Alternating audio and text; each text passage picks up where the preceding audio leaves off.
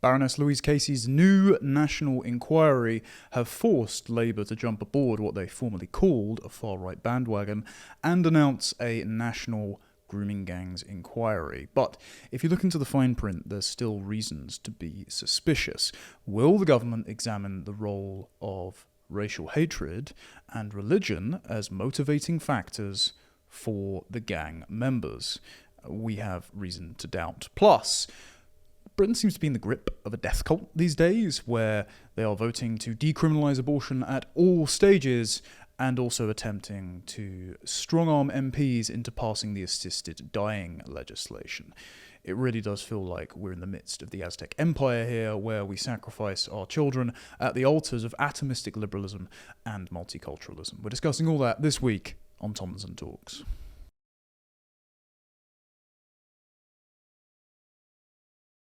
Baroness Louise Casey released her long-awaited national audit, which was commissioned back in January. Many MPs, when the government tried to quash the promised 5 local inquiries, raised the fact that it was overdue. And then we heard from the Sun newspaper reporting that the government had it in their hands for a week and were petrified of putting it out because they thought it might spike civil unrest. If anyone who's been following Dominic Cummings and David Betts' warnings of ethnic civil war erupting across particularly the Red Wall areas that we saw rioting and peacefully protesting in the aftermath of the Southport massacre last summer, you'll know this is a very legitimate concern, and the state has reacted to this concern by trying to glue shut the lid on the sputtering pot of ethno-cultural tensions, but only for the white working classes, whom they keep demonizing as far-right, while affording special protections and victim status to protected characteristic imported minority groups. And one of these imported minority groups is, of course, Britain's Pakistani Muslim enclaves. And Baroness Louise Casey, she wrote the report in 2015 into Rotherham, and at the time, and I have a quote here, people who spoke to her, whistleblowers and witnesses, said you couldn't bring up race issues in meetings or you would be branded a racist, and if we mentioned Asian taxi drivers, we were told we were racist and that young people were seen as prostitutes. And lots of people concerned who came to her had to euphemize the fact that Pakistanis, first and second generation, were engaged in widespread child sexual exploitation and grooming networks. And as we've seen from lots of the transcripts coming out from the trials, like the one that Max Tempers famously posted of the Oxford 2013 grooming gang trial, which caught the attention of Elon Musk and reignited the entire scandal back in January on X, these were not just child sexual exploitation groups, these were ritualistic torture groups. I mean, 7 men were just charged in Rotherham for keeping a group of girls as sex slaves. There were girls who had their tongues nailed to tables when they threatened to tell, who were threatened with guns, who had the letter M for Muhammad branded into their flesh. This is the worst kind of abuse you can imagine, and the state conspired for decades to cover it up. And Casey has been at the heart of this for, again, at least a decade, trying to expose this cover-up. And so it's commendable that she's done this. And she's come out and shattered a lot of the taboos about the grooming gangs with her report. She has a whole section of the report just titled Denial. And one of the items for repudiation that she's targeted is the 2020 Home Office report that said that, at least it got its headlines in The Guardian, that the majority of perpetrators were white males. This is the kind of lie that Tessa Munt, the Liberal Democrat MP, was repeating in Parliament recently during a grooming gang debate. May I say my blood is boiling listening to this stuff coming from the Conservative benches. If they had read the ICSA, the Independent Inquiry into Child Sexual Abuse, they would recognise that there are hundreds of thousands of people alive today, people just like me, white girls who suffered at the hands of white men, and they've just got clean away with it because nothing was done. This was the kind of lie that Dr. Ella Cockbain wrote in The Guardian about, triumphantly saying that white men are the real problem, that you don't have anything to see here about the grooming gangs, even though Ella Cockbain's own sampling of sex offenders found that 80% of them were Pakistani, and she just said, well, we hesitate to draw conclusions from this.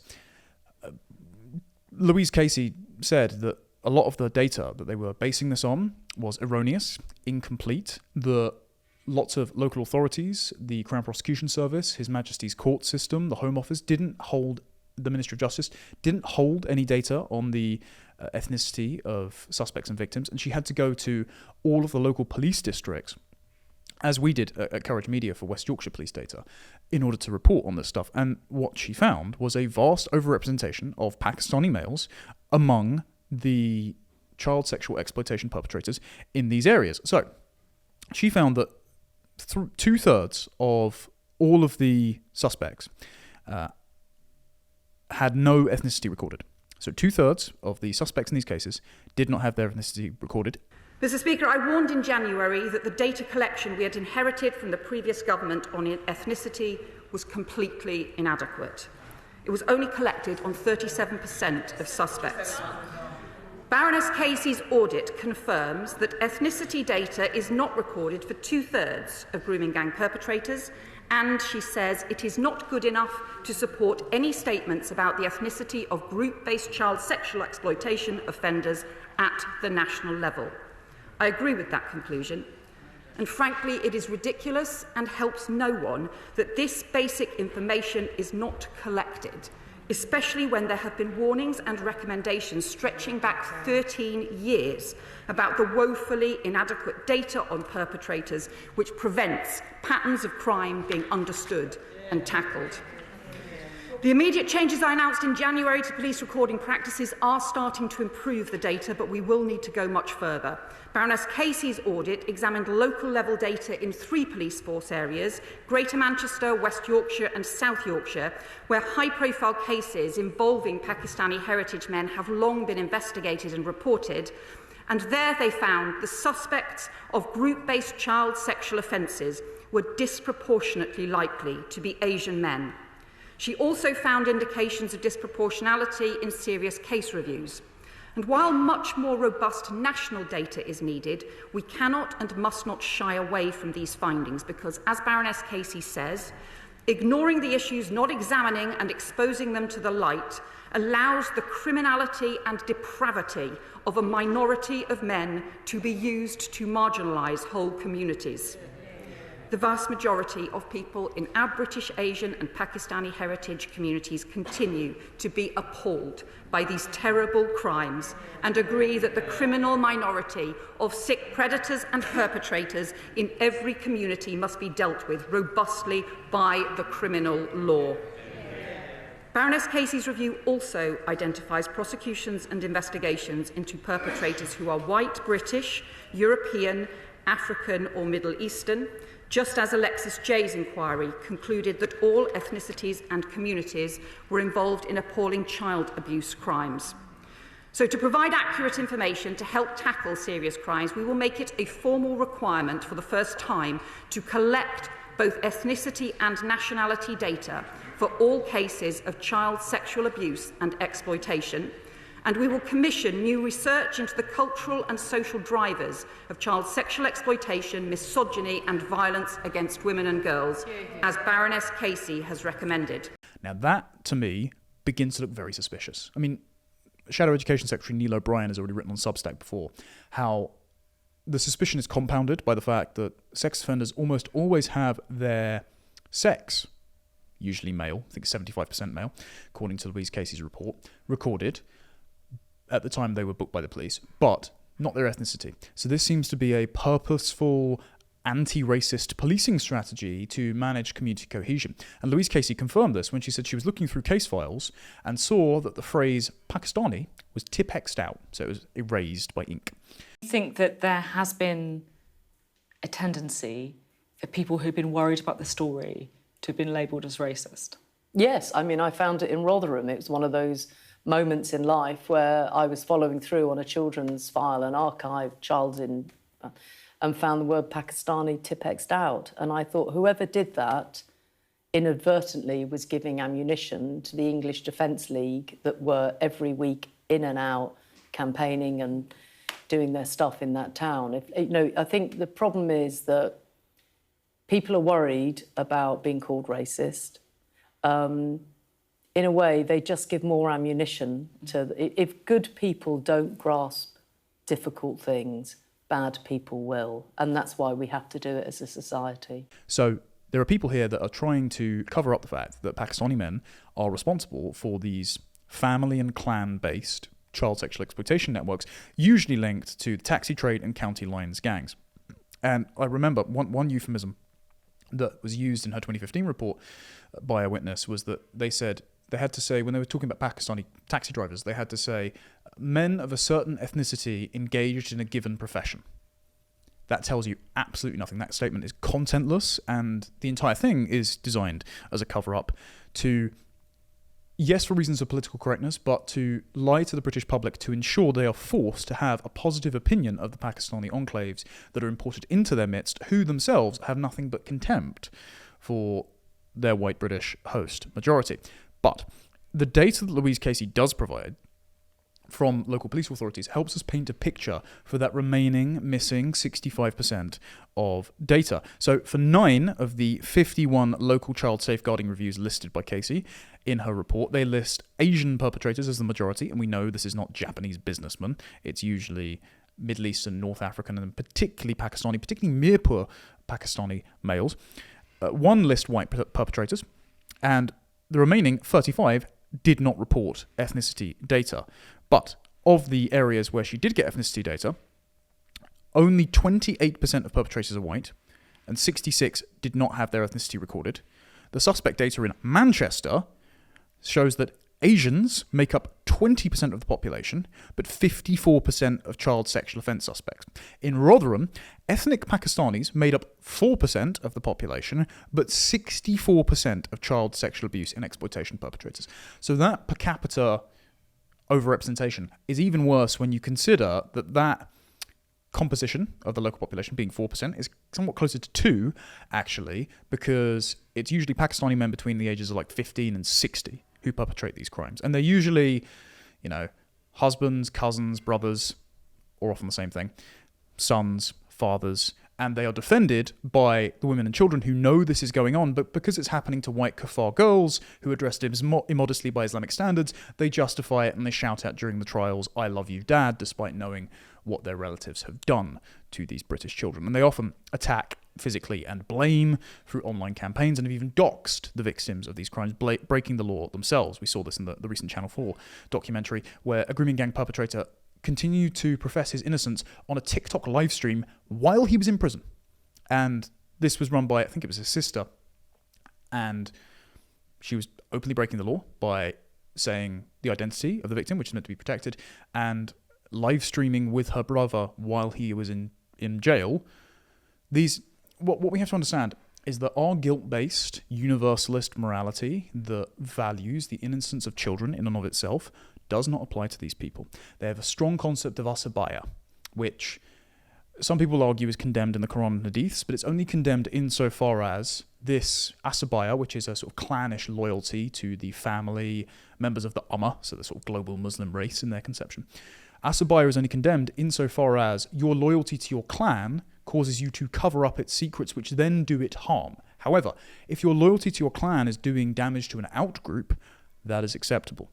Whereas we in Christian, if not at least suppositionally Christian, Britain, with Christianity baked into our common law tradition with Blackstone's formulation, we see the worth of an individual being of equal and inalienable moral dignity if they are innocent, and the guilt of an individual being irrespective of their membership to a family, a faith, a community, a clan, or an Ummah. That does not apply. And this is why a lot of the grooming gang perpetrators will insist they are innocent, will claim that the prosecution and the police and that are racist, and then when you trip the hair trigger of what they really think about their victims and the civilization around them, they will, as one Rochdale ringleader did in 2017, go on racist rants saying Pakistanis are the supreme race and you will get a destroyer of Muslims, and then smiling when he is sentenced. Or in 2017, when Rotherham gangs were prosecuted, 2 of them shouted Allahu Akbar as they left court. And this is why there is such a conspiracy of silence around these communities, and this is why it is so difficult actually to unpick the individual culpability of the rapists themselves from the wider culpability of the community. One of the heads of the Ramadan Foundation in 2016 wrote for the Daily Mail after, I think it was the Hussein brothers, so 3 of his cousins, were prosecuted.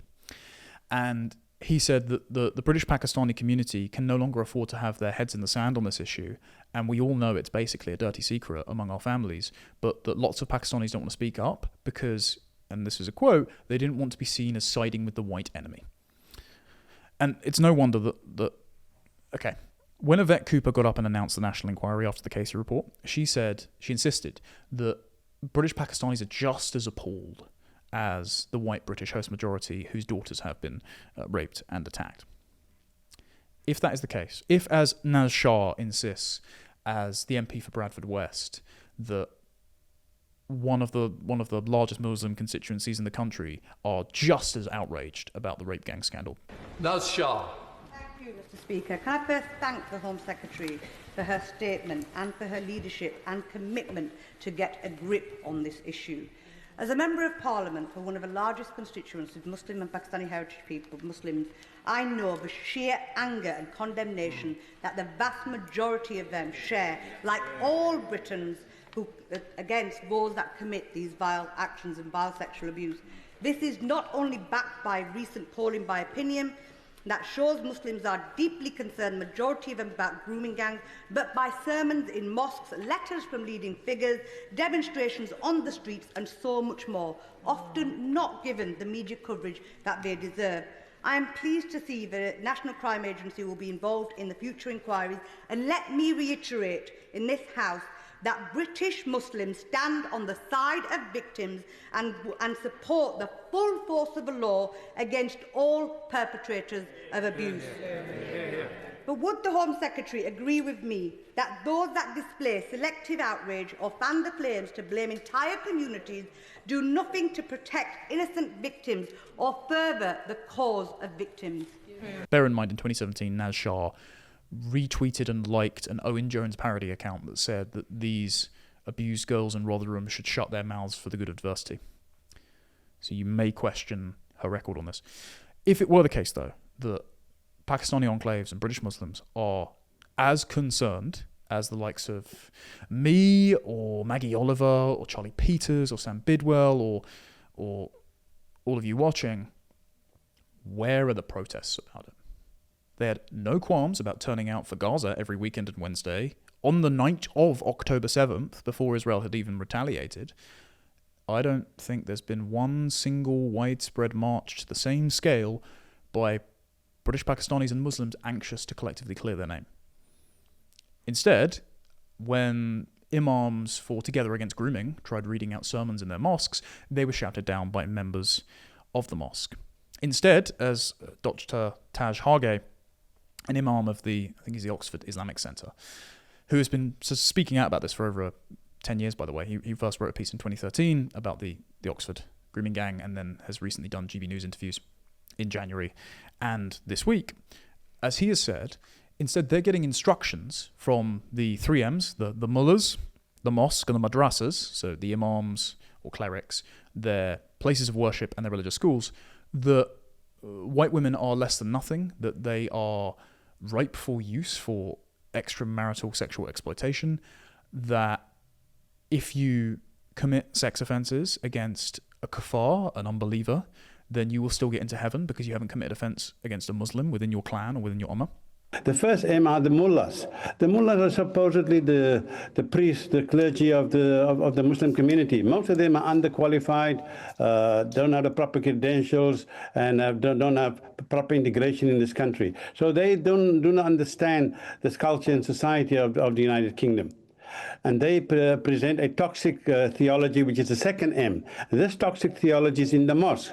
So in the mosque, people are taught that it's perfectly fine to have underage sex with young girls because the Prophet Muhammad, according to them, which is not true, but according to them, the Prophet Muhammad married a girl of 9 years old. So when we have this type of pedophilia being spouted from the pulpits, of course it has a clear resonance with the Pakistani community. And then the third M is the madrasas. The madrasas are so-called religious schools. Now, these religious schools that usually takes place after state schools, secular schools, in afternoons, they are giving them the same type of propaganda to the children about, yes, patriarchy is fine, misogyny is great, chauvinism is wonderful, and so these people, especially the boys, grow up thinking that women are second rate and shouldn't be valued. So unless this inquiry actually deals with the theology, the 3 M's, we are not going to go anywhere.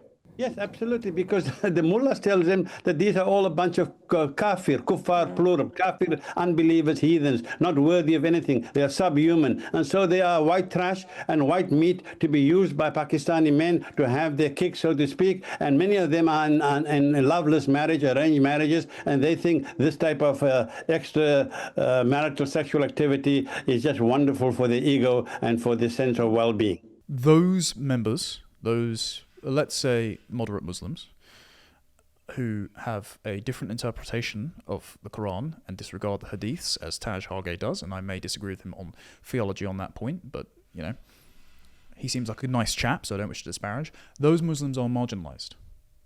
They are not the source of authority that the British Pakistani community takes seriously. The British Pakistani community attends, I think it's upwards of 80% as of 2009 when data was last properly published on this. It was under the Blair government. The British Pakistani community attends Deobandi school mosques, which is a sect of Islam established in the Indian subcontinent that was expressly against the British Empire.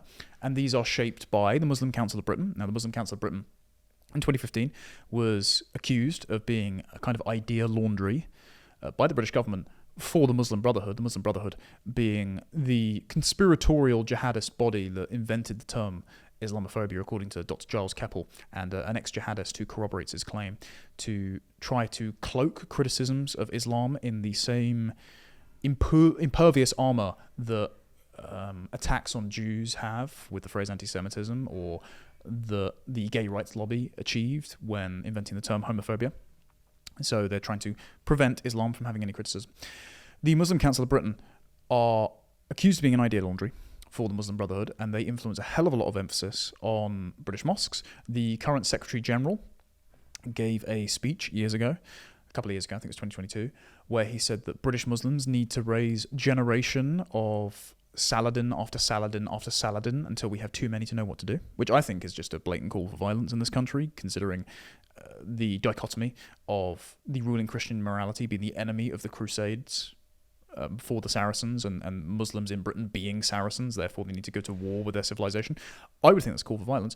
And then also the Muslim Council of Britain engaging in acts of malfeasance to constantly accuse people who had raised the alarm about the grooming gangs racist and Islamophobic. The highest profile case, of course, is Suella Braverman in 2023, where she wrote a piece for The Mail, and the Muslim Council of Britain, via the Centre for Media Monitoring, their sort of ostensibly neutral PR arm that wages lawfare against people and writes slanderous reports about stations like GB News, they put forward a press regulatory body, IPSO, complaint against Suella Braverman, and even though it wasn't upheld, the Mail threw Suella Braverman under the bus, because Suella Braverman said the majority of the men committing grooming gang offences are ethnically Pakistani, and they published a retraction, they corrected her article, and she had her reputation dragged through the mud by the press. Suella Braverman is now pursuing an apology from IPSO, not necessarily a retraction, an apology on behalf of the victims for whom they contributed to a climate of cover-up and censorship, and the justification for which they cited the 2020 Home Office report, which has now been comprehensively debunked and refuted by Louise Casey's report.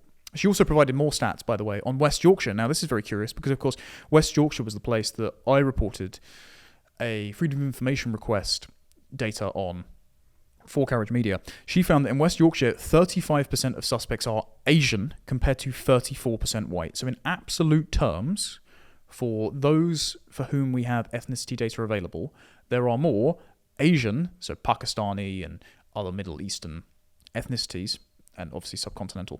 There are more Asian suspects than there are white, despite white British making up an absolute majority, for the time being, of the population. So Asians are overrepresented by 2 to 4 times their share of the local population, and Pakistanis by 21 times their share of the national population in West Yorkshire. Now, this obviously corroborates with the data that I published on Courage Media that found that Pakistanis were 21.48% of all suspects. Asian suspects a possible 42.73%, given there was a lot of ethnicity unknown, so that leaves quite a lot of room for the potential for them to be all of those suspects for whom ethnicity was not recorded, and that a fifth of all suspects had no ethnicity data recorded. And white children were the overwhelming majority of victims. So that means that it was not within families, as a lot of sexual abuse is committed, tragically. Instead, it is extra ethnic, extra community, extra religious. So this is a targeting by one community, one ethnicity, one religion on another. And again, we do say religion. As Taj Hargay has been talking about, this anti-white, anti-Christian, anti-British ideology is disseminated out via mosques and madrasas from imams. And Maggie Oliver made sure to emphasize this in a Sky News interview after the Casey report was published. This was on Tuesday, when Casey was delivering testimony to the Home Affairs Select Committee. Maggie Oliver went on Sky News and on the Daily Tea, the Telegraph podcast, and insisted, yes, it is Pakistani males, but also Islam has an under-discussed role to play here because there are Afghanis, there are Eritreans, and so they are able to be enlisted in these close-knit family, community, and clan networks of sexual exploitation, and the only thing binding them together is Islam. I have seen nationalities that are not Pakistani men in these gangs, but many of them are Afghanistani or Iranian or Iraqi, but they are still all Muslim. And it is an issue when we see increasing numbers of illegal immigration into the country, where many of those immigrants share the same belief systems and different ways of treating women. I am really, really grateful to Baroness Casey for gripping that nettle, because if we don't, as a country, we are just abandoning more generations of children to the horrific, life-destroying crime that I have seen again and again. The reason Islam binds them together, and again, Dr. Hargay may take objection to this, is because there are verses, not just in the Hadiths, but in the Quran, and there are instances in Islamic history that justify taking sex slaves. I mean, this is that which the right hand belongs to you, as ordained by Allah, as the spoils of war, as booty, as the Prophet Muhammad is meant to have said. And Hargay even himself says, and he says it's a false interpretation of the doctrine, but it is in the Hadiths in multiple places, that the Prophet Muhammad married Aisha, age 6, and consummated the marriage, age 9. And so if Muhammad is the perfect man whose life is to be emulated, then this would legitimize relations with children, especially children of the ethnic outgroup, to whom you do not have to extend the same moral consideration that universalist moralists who believe in Christianity or the modern liberal doctrine of human rights in Britain would extend to the children of Muslims. This is why there are so many white leftists, for example, who hate Christianity, who are principally concerned about the children in Gaza, thousands of miles away. Whereas, again, how many British Muslims have shown such concern for the abused white working class English girls in this country, and some Sikhs, of course, that they have turned out on the streets to march alongside them for ages. The Sikhs have turned out to march along with the English. The Sikhs have actually, in their Gurdwaras, given lectures to the Sikh community to protect themselves against Islam, and they would know an awful lot about the violence committed by Muslims against them in India, of course. That's kind of what their religion's based on. So they have a collective understanding of this, and they have raised the alarm.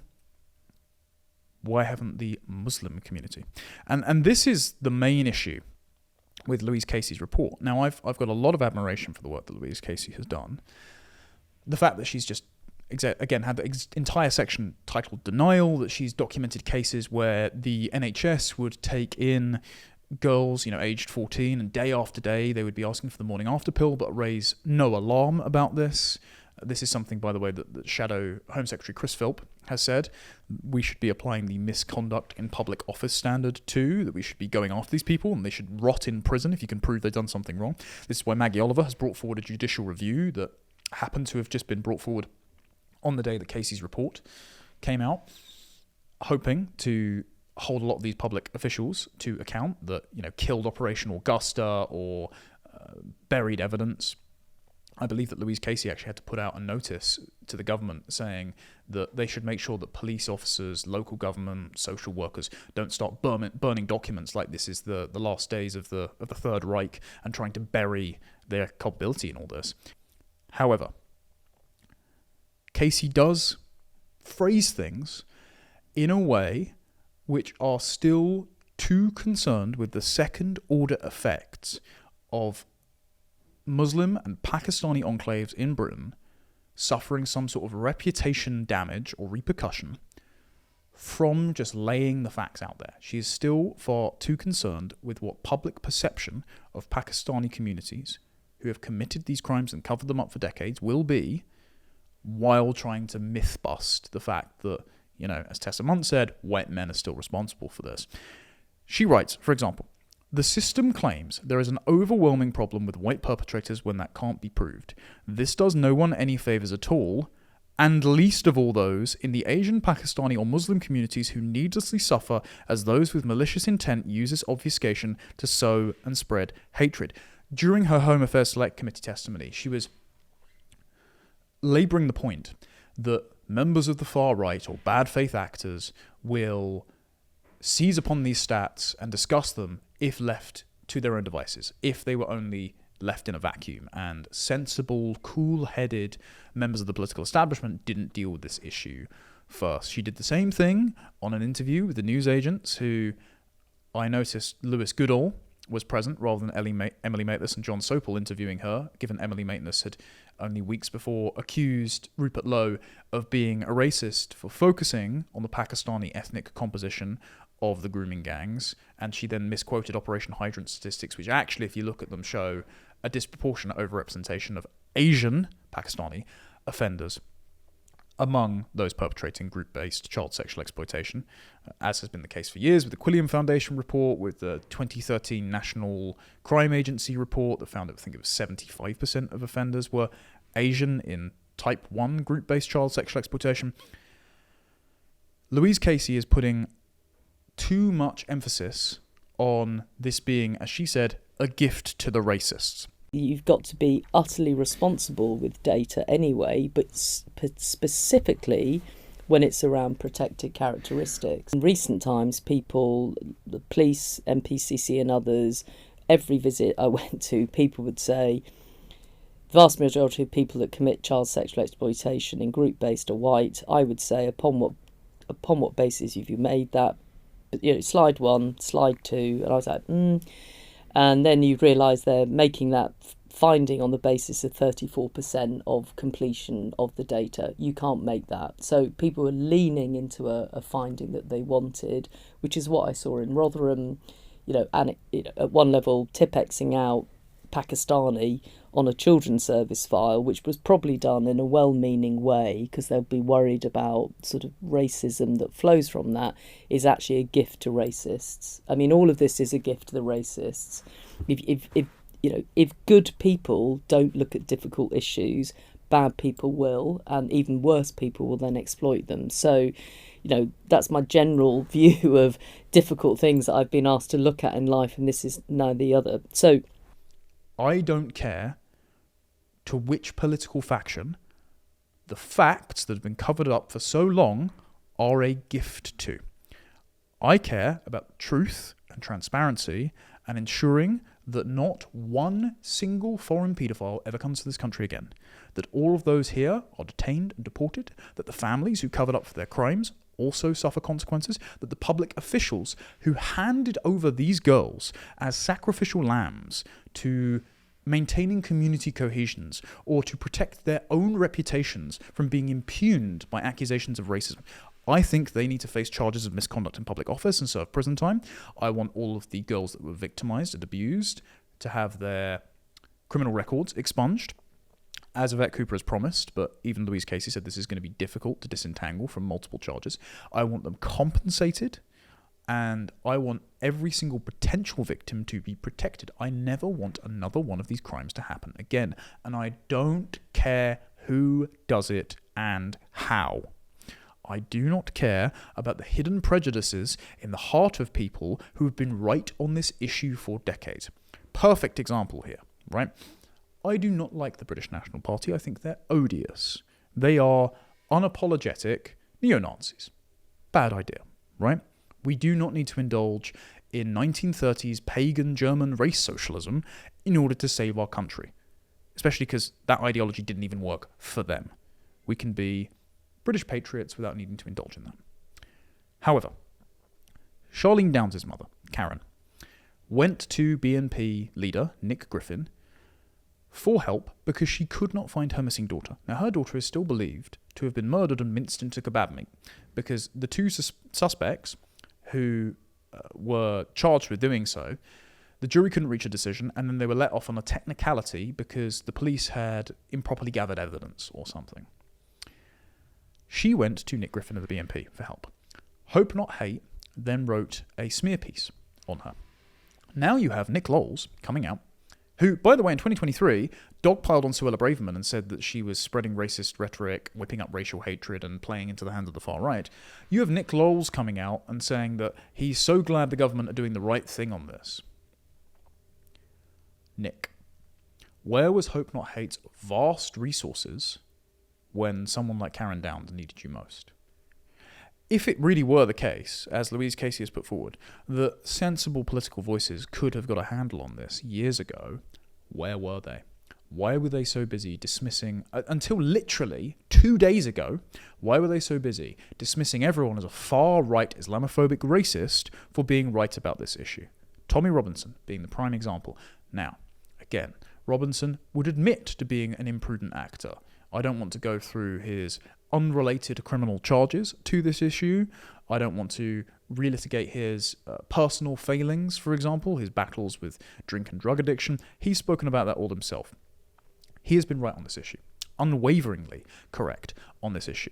And it seems his crime on this issue was being correct before the establishment were comfortable with talking about it. And his activism, as has been the movement of the Overton window by Rupert Lowe and Katie Lamb and Robert Jenrick and Chris Philp and Charlie Peters and Guy Dampier, Sam Bidwell, Sam Ashworth-Haynes, Max Tempers, all these people that have done, Anne Cryer, the late Andrew Norfolk, all these people that have done, Maggie Oliver, all these people that have done fantastic work on this. All of these were the necessary preconditions to bring us here. And they were the sorts of people who put the work in while sustaining the arrows of slander of being called racist. So if Louise Casey is still principally concerned about the racists, which is an ill-defined category anyway, taking hold of this data, rather than just laying all the data out there, I have concerns that the inquiry will not sufficiently explore, as Maggie Oliver and Taj Hargey and Raja Mia and all of these people have said, that the inquiry will not sufficiently explore the racial and religious motivations that the perpetrators themselves are honest about. You know, Dr. Ella Hill wrote for The Independent that she was subjected to forced Quran verse readings and that her abusers would justify their abuse of her by referencing the similar verses in the Quran that Taj Hargey said that they could cite as the justification for their crimes. And so, if Louise Casey is still concerned about protecting the Pakistani community from reputation damage for the crimes that many of them have committed, I mean, Sam Ashworth-Haynes posted an excerpt from an article that he put in the Telegraph on X the other day that said 1 in 16 Pakistani men have been arrested for child sex offences in Rotherham. That's a staggering number. If that is the scale of this abuse and the cover-up, then yes, there is going to be some sort of collective judgment by the white working class, British majority, of the Pakistani enclaves that they never wanted imported into their country anyway, and you can't do anything about that except if you engage in the same kind of censorship or looking the other way on the motivations that are caught up with these crimes as the kinds of people that were tip-Xing out the word Pakistani in the case files that you found, Louise. And you can already see this narrative on the march, because during the Home Affairs Select Committee meeting that Louise Casey participated in, Bel Ribeiro Addy decided to turn around and obfuscate, again, the ethnic composition and the religious makeup of the gangs, blame networks of patriarchal men, very nebulous term, from all races and all communities, and then, in a really disturbing sort of partisan smear, say that her fellow MPs are part of these patriarchal networks of men, and she didn't mean the independent Muslim MPs, of course, and that, therefore, they are comparable to the mindset of the leaders of the grooming gangs.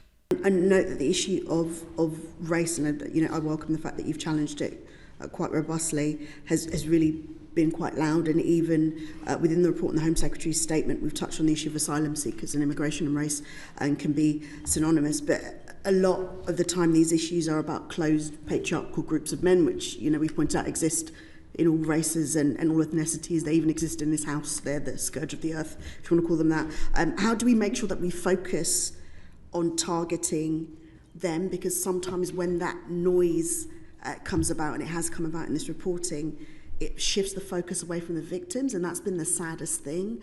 We focused on groups of perpetrators and not the victims. That's a really important point and good question, is that I almost feel that because we haven't done the job right around collecting ethnicity properly, it means that, in a way, the bigger issue, dare I say it, which is men's violence towards women, is in danger of being lost. And so I think that, I think in a way that's why it feels that is something that all of us in society, there are so many good men that, need to step into the space of helping to do something about that, not just around child abuse, but more generally. And if we're still arguing over data around ethnicity, we won't get to the bigger issue, which is, no matter what ethnicity, religion, age, or whatever, why do men commit these offences against girls? And you can do all of some women, some are men, boy victims. Child sex abuse that we're talking about today is largely men, if not nearly all men, against girls, and some of them are young. So I think I'm with you on that. I just think that in a way, until we get this stuff sorted from a policy level, the point you're making will continue to be missed. Now, this is disgusting from this gelatinous race grifter who, no shock, worked as a staffer for Diane Abbott. However, point being, Louise Casey then followed up by engaging with the point rather than saying that Ribeiro Addy is herself perpetuating the same chilling effect concerning the ethnicity and religion of the perpetrators that stifled conversations about the grooming gangs for decades and kept survivors quiet. It's no wonder that Marlon West, the father of Scarlett, a victim of the Greater Manchester grooming gangs, said at a press conference with Kemi Badenoch that same morning, at the same time that Casey was giving her testimony, that he just doesn't trust Labour. He said that he's met with Jess Phillips before, the Home Office Minister, who couldn't be bothered to respond to Oldham Council's request for national support with their local inquiries, tried to bury the 5 local inquiries, and caused such a headache for the government that they had to reverse course, tried to make the entire scandal about herself because she thought Elon Musk said some mean things to her on X, and then on Monday, during Yvette Cooper's announcement of the national support for local inquiries, which is what this national inquiry actually is, which is another concern, she was checking her phone laughing and then realising she was on camera and putting her serious face on. The woman has no conscience. Well, Marlon West said, well, he met with Jess Phillips multiple times and it felt like he had the door slammed in his face. So he's got absolutely no faith in the Labour Party or the government at all. And these people don't want to be partisan politicians. Their names have only been made because they have broken anonymity, spoken to the press in the Channel 4 Grooming Gang documentary that came out recently, and have forced themselves to become political actors because this has fallen along political party lines. And West himself has said to Tim Stanley of The Telegraph, he thinks that Labour are trading these girls for votes. Especially, for example, Jess Phillips, who has a slim vote majority of 693 in Birmingham Yardley and nearly lost her seat to multiple independent and Workers' Party of Britain Muslim candidates. So she feels that she cannot upset the apple cart and cast necessary aspersions on the Pakistani Muslim community, who she thinks will be voting for her so that she can keep her comfortable job as Home Office Minister from here until the heat death of the universe. Jess Phillips is part of this network that actually, as is Bel Ribeiro Addy, that Louise Casey drew attention to when she said, again, that the system claims there is an overwhelming problem with white perpetrators that can't be proved. Members of that system include the Labour frontbench. They include Lucy Powell, who deflected a question from Tim Montgomery on the BBC about the grooming gangs and said, oh, you want to get that little trumpet out, do we? Let's blow that dog whistle, implying that any conversation about them was racist. I don't know whether you saw the documentary on Channel 4 about rape gangs over this. We want to blow that little trumpet now, do we? Yeah, okay. There was a real issue. Let's get that dog whistle out, shall we? Okay, Lucy. Yeah. The councils, there were so many people who were so afraid for good. Can I just finish the point, just for 1 minute? Finish that point, Tim, and then I'll bring in Helen. Look, there were so many people in local government, in the authorities, who, for good reasons, were worried about upsetting community tensions, that those girls went undefended. Now, there were good reasons for it, but no one has still been brought to justice for that. So you tell me, Lucy, that this isn't a culture in local government. It's just not true. It includes the Prime Minister Keir Starmer, who said that those who wanted a national inquiry are jumping aboard a far-right bandwagon. And when politicians, and I mean politicians, who sat in government for many years, are casual about honesty, decency, truth, and the rule of law, calling for inquiries because they want to jump on a bandwagon of the far right, then that affects politics, because a robust debate can only be based on the true facts. And obviously Downing Street, who then came out and defended his statement by saying that no, he was referring to the Conservative politicians who did absolutely nothing for years and are now getting on board with it because Elon Musk tweeted about it. I mean, number one, I agree with the criticism that Kemi Badenoch didn't say anything about this for 14 years, including when she was Women and Equalities Minister. It's not in her Hansard record at all, and she's admitted this. But number two, he is still insisting in there, because it hasn't been retracted, that those of us who are concerned about this are far right. So I know the word far right means nothing, but to them, it means beneath contempt. So they think everyone who's concerned about this is beneath contempt, even though they are still positioning themselves as morally correct on this issue now that they are doing a national inquiry. It includes David Lammy as well, mastermind of Britain, the Foreign Secretary, who in 2020 disparaged then sitting Home Secretary and himself second-generation Pakistani Sajid Javid. Because Sajid Javid celebrated the prosecution of a group of grooming gang perpetrators, and he said they were Asian men. And David Lammy said that he was furthering the cause of far-right rhetoric by targeting one community, of which he probably considers himself a member. And a lot of this is done, as Bel Ribeiro Addy's was, her point was, out of a sense of ethnic solidarity with the perpetrators. So, let's put it this way. If the Labour government will lose votes by exploring the role of Islam as a motivating factor for the perpetrators, if many of their MPs belonging to a class of minority or global majority or BAME or immigrant heritage see themselves to have ethnic solidarity with the offenders, as well as the Muslim MPs who feel they have religious solidarity with the offenders, or the independent MPs, like Ayub Khan, who got up at a meeting in Birmingham that was lobbying for a Mirpur Pakistani airport, that said that the idea that the Pakistanis are responsible for the grooming gangs is a far-right narrative done to sow division. So when the right-wing media and those that seek to undermine, they are using a false narrative. And there's nothing new in that, because we know what they have ran in the past, whether it's in relation to the people that stand up for human rights, for Palestine in Kashmir, whether it's to do with grooming gangs. It's a narrative that is done in order to sow division. And if all of these inquiries, by the way, are local-led inquiries with national backing and statutory powers with a time limit of 3 years, to what extent is this inquiry going to be sufficient, transparent, and result in the kind of truth and reconciliation reckoning required for us as a country to ensure that this great crime never happens again? I am very suspicious. And this is why I'm very glad that Rupert Lowe's private inquiry is still going ahead. It will still make all of the data gathered publicly available. It will still be broadcast and shared all over X. And this will hold the government's feet to the fire as the standard for which a sufficient grooming gang inquiry must be conducted. And so I'd just like to end this by commending everyone who did a lot of work to ensure we got to this point. Again, Sam Bidwell, Sam Ashworth-Haynes, Charlie Peters, Guy Dampier, Max Tempers, everyone who was courageous enough to share this information, to talk about it for years when it was unpopular. But we aren't done, and the Labour government still need a hell of a lot of scrutiny if victims are ever to see justice. Now, one note in Casey's report that I found very interesting was the paragraph about a significant proportion of these cases of grooming gangs and child sexual exploitation appear to involve suspects who are non-UK nationals and or who are claiming asylum in the UK.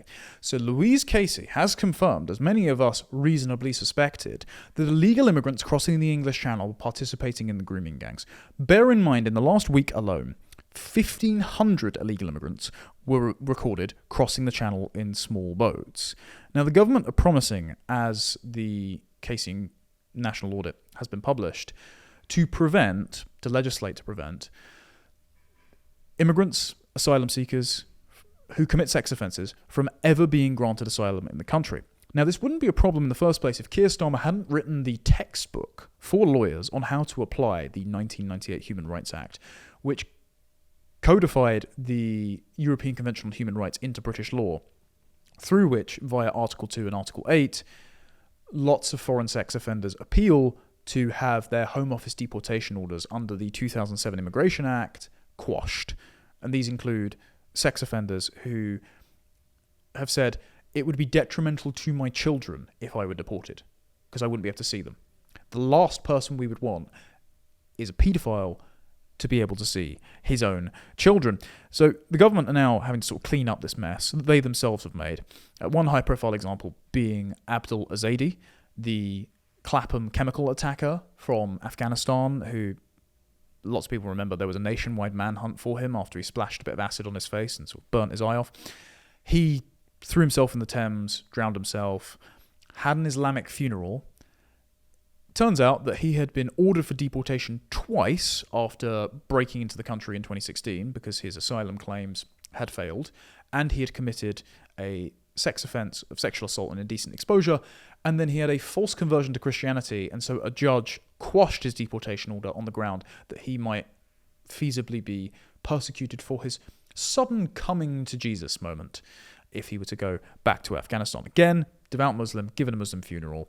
So this is another avenue for exploitation that the government doesn't seem to be legislating against.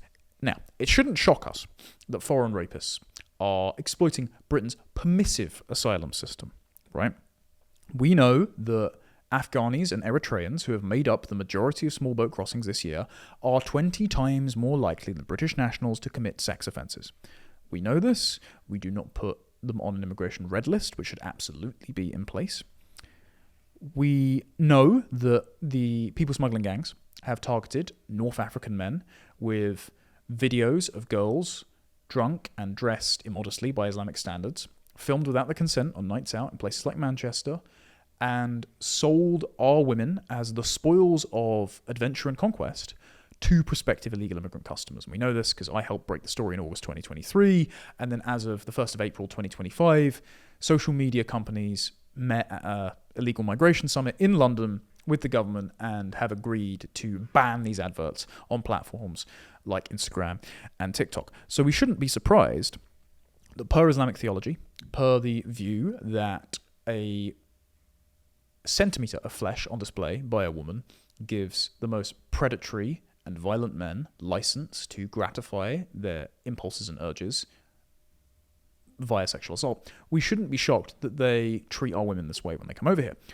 We should, however, be appalled that as a matter of subsequent government policy, we are taxed to house, battery farm these foreign predators at our expense. And a contractor Serco is now offering private landlords 5-year guarantee contracts, subsidising all of their rent, their utility bills and their council tax, to house these illegal migrants and asylum seekers in dispersed accommodation, because hotels are costing, I think, £145 a night, and dispersed accommodation costs taxpayers £45 a night. Now, I'd rather not be in the situation where I'm debating how much I'm going to spend on housing a sex offender. I would rather they were all deported immediately.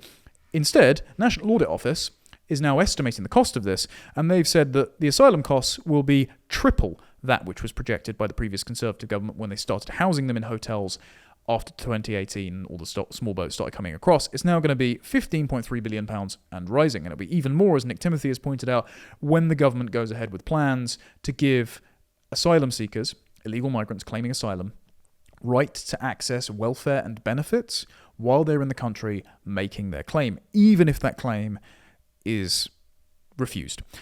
Now, of course, the grooming gangs, we all knew that this was caused by immigration. Maggie Oliver herself has come out on the Daily Tea podcast and said that increased levels of illegal immigration and young men with different value systems who are coming to the country are going to make this problem worse. Anyone with eyes could see that, but of course, it's always useful to have people that are experts in the field on this particular problem, like Louise Casey, like Maggie Oliver, saying, no, there's a direct causal relationship here between allowing violent, fighting-age males to break into the country who disproportionately commit sex offences and then going on to be part of these organised trafficking networks, the grooming gangs that have blighted towns like Rotherham, Rochdale and Telford for decades now. So it's especially insulting when Labour Minister, Chief Secretary to the Treasury, Darren Jones, goes on Question Time, decides to gaslight the entire British public by insisting, quote, the majority of people in these boats are children, babies. And booed him, he decided to double down and deflect to this anecdote where one time standing on Dover Beach, presumably with a bastion of British values that is Mike Tapp, he spotted one dinghy with a few women and children in it. Bear in mind, since 2018, when over 160,000 of these people have been recorded crossing the channel, 73% of them are adult males. And you can add an extra how many percentage being adult males that tell Border Force that they are children. Because again, we go off their word and we don't apply age verification checks to these people. So we just got to take their word for people, willing to break the law and ditch all their documents to get into the country. At this point, there's probably a whole coral reef, discarded passports and phones at the bottom of the English Channel, right? You can add a massive percentage of men that are just lying about being children on top of that 73%. So let's say upwards of 85% are grown men. And we know they're not fleeing war, because who fights in a war? The men. So either this is the largest collection of cowards ever on the face of the earth, or this is a fighting force, a standing army, who are committing sex offences against our women and girls, and who have left their wives, sisters, mothers and children behind. Why? Well, we know from the adverts that they see our women as property and plunder and the rewards for their adventure. So, yeah, they're not vulnerable, they're not fleeing conflict, they're coming here to cause it. And we know that lots of them are lying about their age. The perfect example of this is Lawangin Abdul Ramazi, who stabbed to death aspiring Marine Thomas Roberts. He told Border Force he was 14 when he was actually 19. He then got placed in a school in Bournemouth and into foster care, got kicked out of the school because he was truant and then chased children around with a knife, and then he went and stabbed an aspiring Marine to death. Now, this was after he'd already shot 2 other Afghan asylum seekers to death with a Kalashnikov in Serbia. And because there was no age verification check, we couldn't ID him, even though he was wanted, I think, by Interpol from multiple police forces because he'd moved through countries after committing the murder in Serbia. So then Jones decided to go on X and gaslight the entire British public by saying, I was referring to this one example, and he went on Camilla Tominey's show and was very evasive and refused to apologise for lying. But everyone knows that these are foreign criminals who are coming to live off Britain's dwindling largesse and commit sex offences against our women and girls. And now new research that just so happens to have come in on the same day as the Casey report from the Centre for Migration Control shows the impact of immigration on sex offences from 2024. So this found that foreign nationals committed up to a third of all sexual assaults in 2024. Of the 1,453 sexual assault convictions, 380 were foreign nationals and 118 were unknown. So that's 34.27%. That's despite foreign nationals making up a reported 10.9% of the population per the 2021 census. And this is why we need an emergency census, because we don't know how many people from what country, legally or illegally, are in this country, because the 2021 census was recorded and then published before the Boris wave, before the world historical levels of third world migration that were not wanted by the British public but inflicted onto us anyway came into our country. Now, the conviction rate for foreign nationals is 5.75 per 100,000 of the population versus 1.77 per 100,000 for the British population. So foreign nationals are convicted of sexual assault against women at a rate 2.24 times that of the British population. So we are basically, knowingly, importing, through legal and illegal means, foreign sex offenders. And we know they're going to be more likely to be sex offenders, and yet our government is doing it to us anyway. They could just stop it, but because of a dogmatic obsession with the blank slate, a belief in the ineluctable power of British values and human rights to reform even the most ardent jihadian or predator to become as law-abiding, peaceful and productive as you and me, because of this, they will refuse to stop importing sex offenders. It is infuriating. The data says 27.3% of rape convictions last year were of migrants, the main offenders being India, Romania, Poland, Pakistan, Afghanistan, Sudan, Bangladesh, Iraq, Iran, Lithuania, and Nigeria. We could just stop immigration from those countries. Pretty much all of those countries, Poland accepted, are net tax detriments. Look at the data from Denmark, look at the data from the Netherlands, look at the data from the OBR, which says that by the age of life expectancy 81, low-wage migrants, that's 95% of all visas that come in every year, net tax dependers, cost the taxpayer between age 25 and age 81 £465,000. And that's if they don't come when they're children, for the extra fees paid on their healthcare and schooling, and that's if they're not born here as second-generation migrants, which we know from data from the Netherlands, they repeat the same criminal and economic patterns as their parents, which is why 33% of all Bangladeshi and all Pakistani adults have never worked a day in their lives. We do not need these people here. We do not need these people living off our taxes. We do not need these people committing sex offences against our women and girls because they see them as property. They do not see them as capable of equal moral dignity as men, which of course they are. That is how the English think. That is how we treat our women and girls here. We do not treat them as the rest of the world do. But if you import the rest of the world, you get how the rest of the world treats our women and girls. So stop it. Every single one of those sexual assaults is a life ruined. Every single one of those sexual assaults is a woman incapable of trusting the good men in her life, incapable of having a hug from her dad, or incapable of forming a relationship with her boyfriend, or incapable of having kids for as long as it takes therapy to assist her with her recovery, if she ever recovers. None of those needed to happen. Yes, we have plenty of our own sex offenders. They should be in prison for far longer or return the death penalty, in my belief. That does not mean we need to import more. And that does mean that every single sexual offence committed by a foreign national is entirely preventable. And this is now in the Casey report. There is no excuse to have any of these men here. Don't just refuse their asylum applications. Don't just let them loiter about in the system. Don't just deport them. Stop them ever coming here in the first place.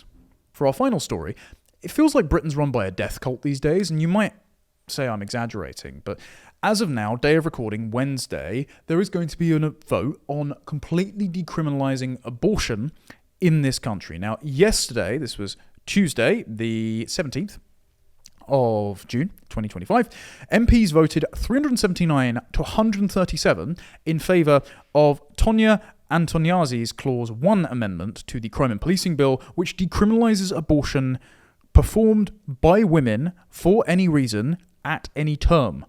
So up to birth.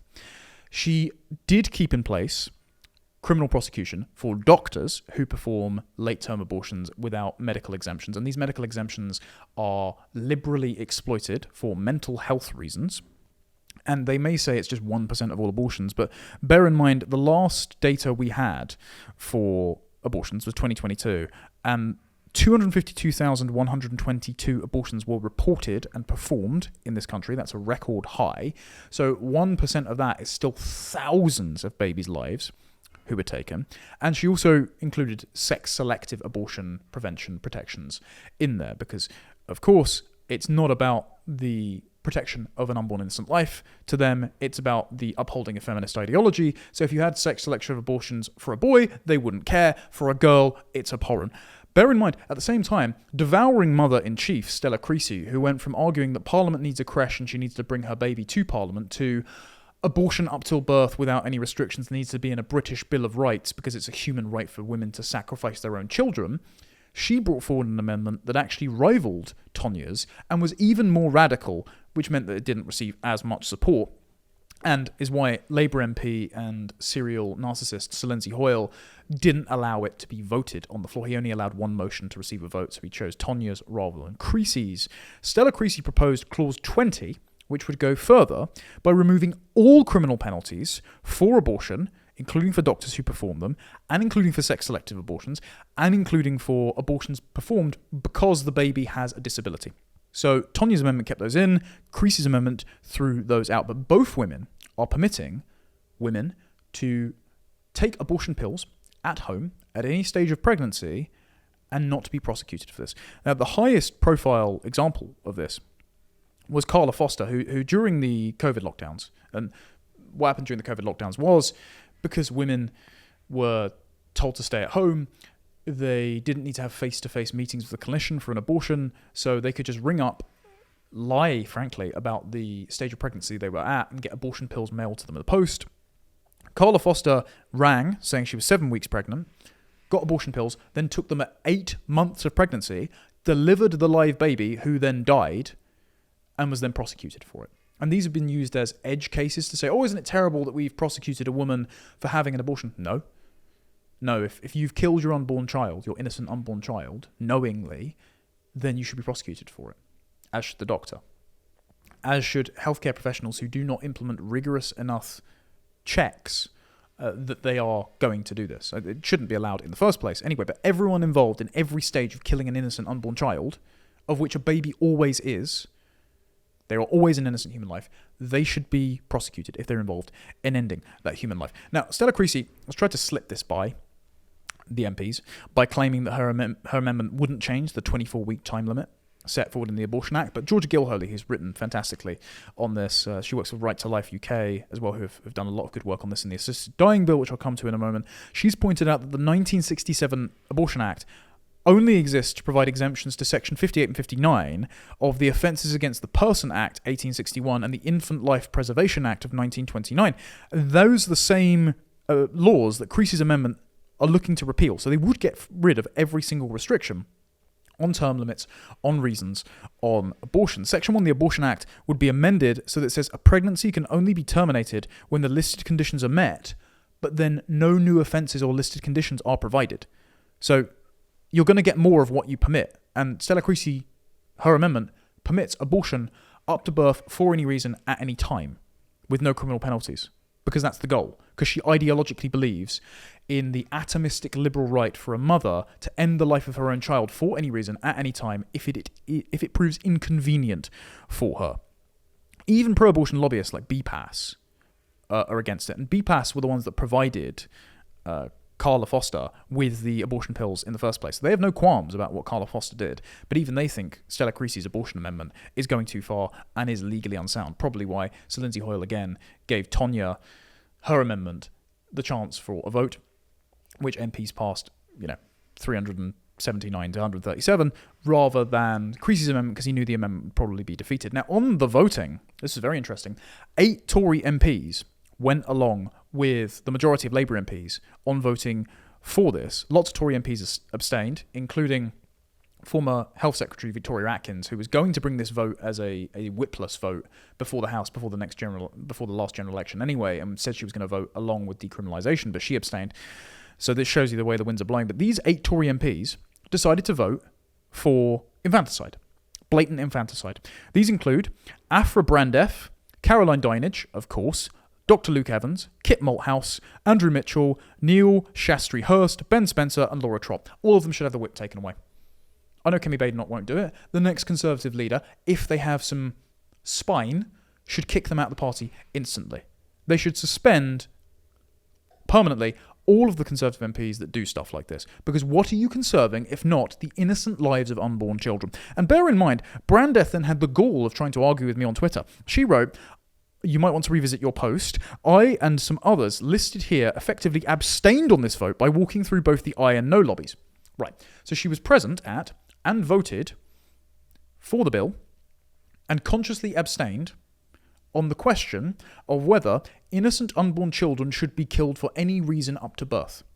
What is the point of you? You have no conscience, you have no purpose, you are unfit to serve in public office, and you should be booted out of your party if the party would like to retain the name and credentials of Conservative, which all of us think very shoddy at this point. Now, it's worth noting that 4 of Reform's 5 MPs voted against this. Nigel Farage wasn't present for the vote. Neither was Rupert Lowe. He was otherwise indisposed. But at time of recording, tonight, there will be the vote against the final bill. And Rupert has already said, I am absolutely determined to vote against the final bill. So he opposes this amendment. Of course, it's nice to have a champion here, as did Robert Jenrick's entire Conservative cohort. You know, Neil O'Brien, Nick Timothy, Katie Lamb, Jenrick himself. And Jenrick himself has been pretty weak on these issues in the past, as Right to Life has pointed out. He voted for euthanasia in 2017 when the assisted dying bill was defeated then. He voted for pro-abortion measures before. I believe he voted for the buffer zones as well back in 2022. So he's having a real Damascene conversion here, and we should hope it's sincere, but we should at least be thankful that he voted against this obviously evil amendment. And another thing that's likely going to get passed is the assisted dying bill, and it follows the logical continuity here that under the morality of materialist liberalism, you as an autonomous working and consuming unit are purely your sensory inputs. The worth of a life is determined by how much pleasure you can attain and how much pain you can avoid. And when the moment pain exceeds pleasure, the moment that your life becomes a burden on others, it should be ended. Your end should be expedited. This is the same for abortion, where if an unexpected pregnancy, an unwanted pregnancy, incurs on a woman's ability to travel, have hookups, work, then she should be allowed to end it at any time, at any reason, without any consideration for the life of the baby as an independent life that deserves dependent care. And the same with euthanasia. If you are of an inconvenience to your extended family network, if you are costing the state, which has squandered resources irresponsibly, far too much money, then it would be cheaper and easier for everyone involved if you just died. That is the opinion of the state. And that is the opinion of the assisted dying bill that's approaching another round of voting. Now, the voting might be delayed because the last time the assisted dying bill had a debate in the Commons, it ran over time. There was such high demand for interventions that now, over 50 MPs, including those on the Labour left, have signed an open letter urging the vote to be delayed to give MPs more time to debate the bill. When the debate was had, I mean, when you've got Diane Abbott sounding reasonable in her objections, you know you've got a bad bill. Does she agree with me that there are far too many people who do not have confidence in the face of authority? And if a doctor raises assisted suicide with them, however tactfully or professionally, they will feel that they are being steered in that direction. Then Danny Kruger, he got up and called it what it is. It's assisted suicide, state-assisted suicide. He was shouted down for his use of language. That assisted suicide is legal, including in Oregon. Councillor Nettles, point of order. He's using the incorrect language. It's not suicide. That's offensive. Please correct your language, Mr. That's not a point of order, Danny. I'm grateful for I'm afraid to say, and I'm sorry if offence is given, the fact is that the value of actually having a bill in black and white is that we do need to see what the law really is. And what this bill would do, it would amend the Suicide Act of 1961. It will allow people to assist with a suicide for the first time. So I'm afraid that is, I mean, I respect the Honourable Lady's concerns there, but I'm afraid we do have to use the proper language here. And then you had demented dingbats like Christine Jardine getting up and saying, well, we have to allow teenagers to access the NHS euthanasia service. Otherwise, in a feat of moral blackmail by her, they will go online and look up content that encourages them to end their own lives, and they'll do it anyway. So we might as well help them out with it. And as adults, we have experience to imagine what a future might look like. But younger people up to about the age of 25, often can't plan or predict futures, and because that part of the brain has not developed well.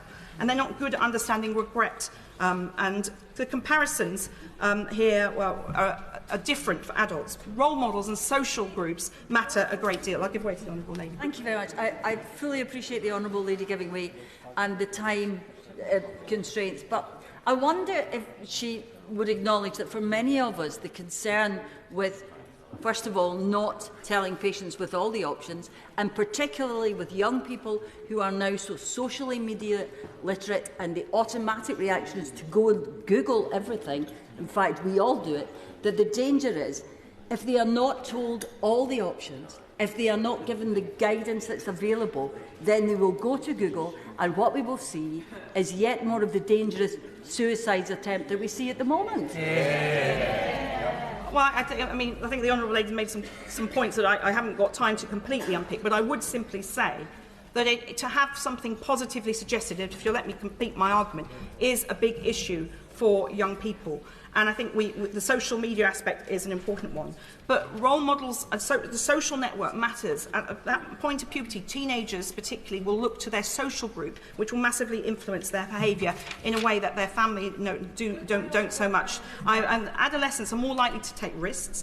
Their neurodevelopment underpinnings are different, and the pathways between the rational and the emotional parts of the brain are not fully developed. And in a hot situation where there's a lot of emotion, they take more risk, and particularly because they don't have the ability to think about the counterfactual.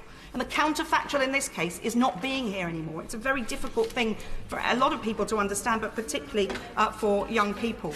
This kind of odious dialectic that led people to support transgender surgeries and hormone therapy for kids because of the extortion racket of, well, would you rather a trans kid or a dead kid, that pressured parents into forcing irreversible damages on their own children. This is being perpetuated to blackmail MPs into voting along with the assisted dying bill. And another bit of blackmail that's happened here is using Kim Leadbeater, the assisted dying lobby using Kim Leadbeater as their MP to launder the bill through as her single issue. Kim Leadbeater being the sister of murdered MP Joe Cox. So she kind of has a untouchable status in the Commons, because if you're criticising her, then you're a member of the far right who is endangering her life just as her sister was killed. Now, absolutely appalling that Joe Cox was murdered by a demented schizophrenic.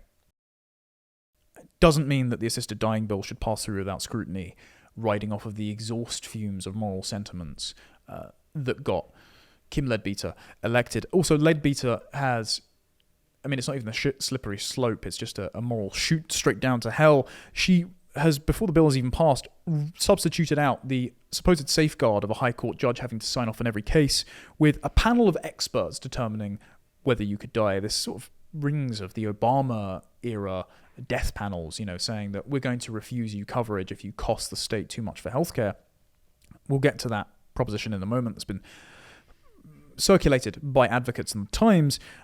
It turns out it's difficult for Leadbeater because the Royal College of Psychiatrists, one of the bodies expected to provide said experts to sign off on the deaths, has condemned it. So it looks like the bill might still pass, but only by a very slim majority. So that's why the work of Right to Life, etc., telling MPs about the implications of this bill is very important. That's why I wanted to cover it. As I was saying before the camera died, the reason I wanted to talk about this is because it's very important, because it shows the philosophical trajectory of where Britain is going. Now, last night, as of time of recording, because it's now Thursday, the House of Commons had the vote on the Crime and Policing Bill, the third reading, and as predicted, the Conservatives voted overwhelmingly against it. Reform UK voted overwhelmingly against it, as did Rupert Lowe, and 302 Labour MPs that voted for it got it over the line.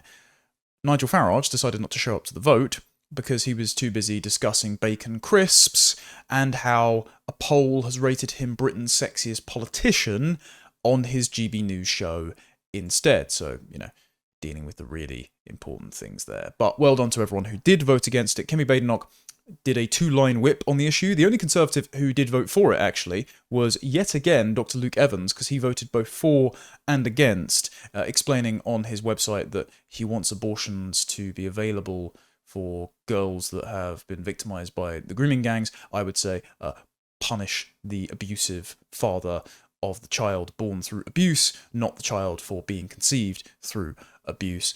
Nonetheless, everyone could see how abhorrent this is and how it is a complete departure from the universal recognition of the inalienable dignity of innocent human life per the Christian ethic that is instantiated in Britain's official state religion and underwrites all of its common law traditions.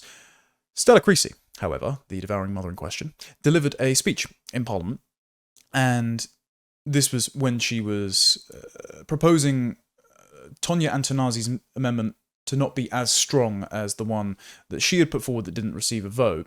And this is the reason that they're so anxious about this. They see the winds of change. They see how much they are accelerating the end point of the liberal and sexual revolutions. And they see that the vast majority of the public find this to be abhorrent. There was a YouGov polling a couple of years ago that found that it was about 6% of the public wanted abortion restrictions loosened. The vast majority of the public were comfortable where they were or even wanted them restricted.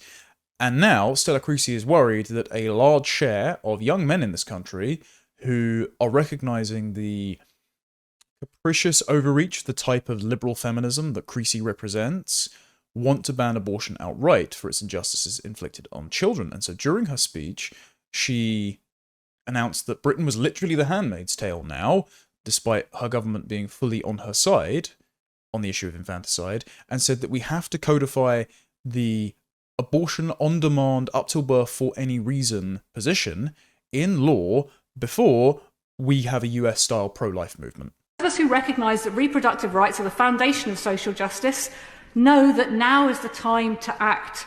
If we are not free to control what happens to our bodies, we cannot be free in the rest of our lives. And those who are playing politics with abortion play politics with equality accordingly. We should not tolerate the interference of the Vice President in any other matter of human rights, but he's attacked our buffer zones. Only new Clause 20 would give them that human rights footing. We would not ask a woman to carry to term a baby that will die at birth. But again, there are people in this place who call our abortion laws ludicrous and advocate for reduction in the time limit, putting a woman's health secondary. That would not happen under a human rights frame. And there is an important point now that those of us who care about these rights need to act now and tonight. Because with less than half of all young men in this country under 40 believing abortion should be legal in most cases, those who feel content that abortion is a settled matter and cannot be weaponised in our politics need to listen to the drumbeat that is already banging loudly in this country. So we face a choice today. We know these laws are outdated, but do we retain them but limit them, or remove them and get ahead of what is to come? I urge colleagues who care about these matters to listen to our American counterparts who bitterly regret not having acted under Biden and Obama to protect abortion access, and now find themselves with medics being prosecuted and dragged across state lines. Do we learn? So Creasy lives entirely in fiction, except for the part where she says those are playing politics with abortion play politics with equality. She is correct. Again, this is founded on the liberal fiction of all human beings being blank slates and free and equal, and that somehow relationships and dependent care obligations are an unjust incursion by nature itself on man's natural state, in that they should not be limited in the ability to pursue the desires of their will, their appetites, and that any limitation on doing so will lead to inequality. So therefore we have to remove all limits and we will get equality. And this is where the obsession with equality and atomistic liberalism brings you. It brings you to the instrumentalization of human life, as in relative to the prosperity that a person can generate for themselves, or relative to the costs that the state, which has squandered resources irresponsibly, must ration. And so we come on to assisted dying, because there are two pieces in the Times which show this atomistic liberal mentality and the subordination of the worth of human life to material concerns. They exemplify it. The first is from Danny Finkelstein. Now, Danny Finkelstein is emblematic of the David Cameron wet Tory era. And he is insisting that assisted dying is itself a conservative reform, and he explains that he went to a debate in the House of Lords and how that was the sort of measured discussion was the catalyst for convincing him that assisted dying is in keeping with conservative thought. And he says, change should result from careful debate, and it should reflect the settled will of the people after long thought, which is why it is reassuring that such a long time has passed since active political engagement on this topic began. As you can see, conservatives are just the handmaidens of leftists in this country. Big C conservatives, and I'm not saying all, because the generic faction are doing good work, but the David Cameron, Michael Gove era conservatives are indeed just conserving the procedures which allow liberalism to play out to its logical conclusion, which is the total liquidation of all identities, of all natural and healthy loves for family, faith, community, congregation, nation. All of those things must be leveled to remove the friction in relationships between the individual, the economy, and the Leviathan that is presiding over all of these fractured identity groups trying to enforce equality, as Stella Creasy has said. They are literally just, again, progressives driving the speed limit. It is simply the conservation of procedure that makes them feel comfortable with the revolution, not the revolution itself that they have the problem with. He is the custodian of absolutely nothing but the pace of change, not the underlying ethic that sustains a civilization. The worst article on assisted dying, however, was by Matthew Paris in the Times some time ago, and this is the most revealing about the aims of the assisted dying lobby. This is the most revealing about the sort of Obamacare death panels that will be coming to Britain, or the Canada-made panels that have said, because we have socialized medicine and it's going to take too long for your treatment or it's going to be too costly, have you thought about just being euthanized? This is the sort of thing they've doled out to people who are mentally ill, or who are veterans, or who are disabled, and these people have died gruesome deaths under the auspices of it being gentle and painless. Kelsey Sheridan has done some great interviews on this. One woman, for example, was paralyzed and left to drown in her own lung fluid for hours, and they didn't even find out until the coroner's report, an incredibly painful death, of which she was conscious but unable to move throughout the entire thing. So Matthew Paris has said, we can't afford a taboo on assisted dying, and he means afford economically. And he writes, as objectors say, as the practice spreads, social and cultural pressure will grow on the terminally ill to hasten their own deaths, so not to be a burden on themselves and others. I believe this will indeed come to pass, and I will welcome it. I don't dispute the objector's belief that once assisted dying becomes normalised, we will become more apt to ask ourselves, for how much longer can we justify the struggle? Is life still giving us more pleasure than pain? How much is all this costing relatives and the health service? How much of a burden are we placing on those who love us? How much of a burden are we placing upon ourselves? We will notice others asking themselves these questions, and we'll feel empowered by changing social norms to ask them ourselves. Discussion will then become more open. It will become common practice to pose this question without embarrassment and to weigh the answer up. So it is more empowering for, of course, the bean counters in the state that want to ensure from a spreadsheet's eye view their graph is balanced, even though all the money is funny and just printed from thin air anyway, and they don't care about that during COVID and the inflationary pressures that it causes. But by the by, from the spreadsheet's eye view, this will become more empowering. But for the individual who is being coerced into doing this, as even someone as balmy as Diane Abbott can point out, this will not be empowering. This will be strip mining the underlying ethos out of Britain, the Christian respect for Imago Dei, being made in the image of God, and so if you are innocent, you have an inviolable dignity that we must protect and preserve. This will rip that spine out of our law, the last vestiges of where it hides in our culture, and it will turn us into a cult of death for purely materialistic calculations. That is not a country I want to live in, but that is the country that is very likely to come to fruition thanks to this vote on Friday, and because of the assisted dying lobby, and because of the mentality of people like Matthew Paris. He writes, in short, a taboo will be lifted, and taboo is potent. What today is criminal could tomorrow become, as its proponents tend to insist, a sad but permitted option in a relatively small number of special and agonizing circumstances. We have already seen the restrictions on those circumstances being lifted. We have seen it in other countries, like Belgium and the Netherlands, like Canada, where it is rolled out for teenagers and the mentally ill. Christine Jardine is already advocating that, by the way, before the bill's even passed.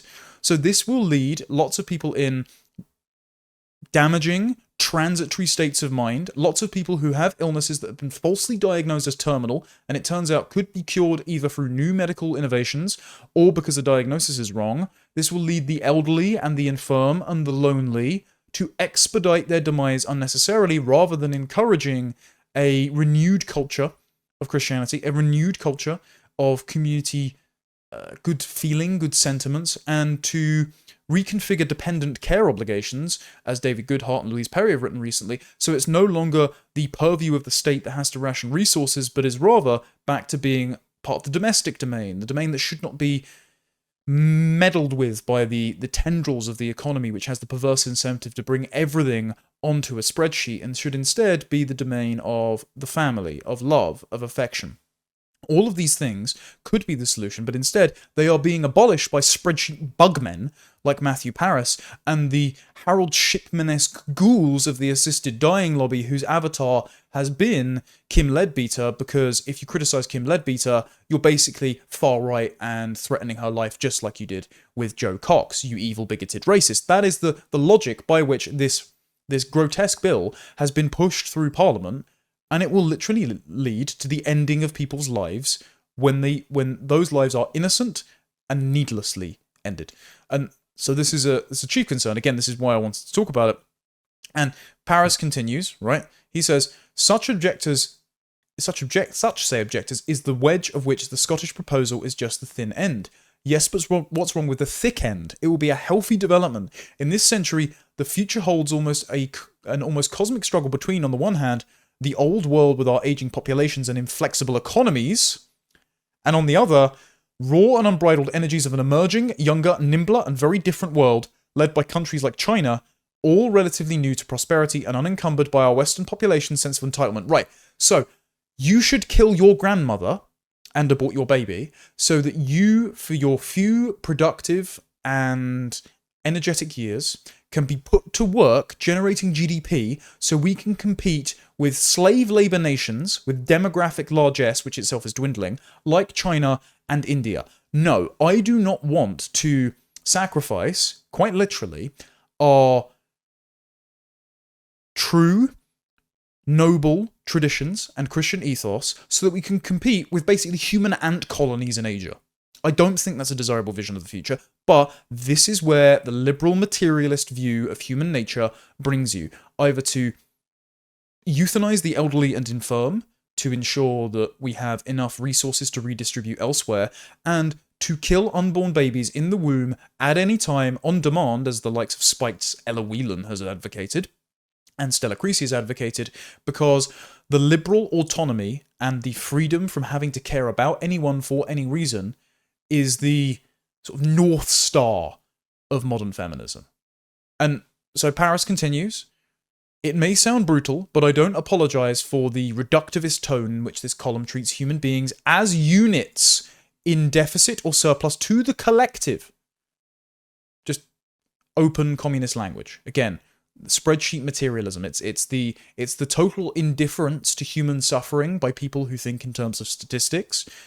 For a society, as much as an individual, self-preservation must shine a harsh beam onto the balance between input and output. To protect its future, a healthy society must adapt its norms, its cultural taboos, and its moral codes. This does not usually happen by decree, but by a largely unconscious general creep. People begin by changing their minds, often unaware of why. Okay, so the spreadsheet men want to socially engineer and nudge us towards what Louise Perry once referred to as repaganizing.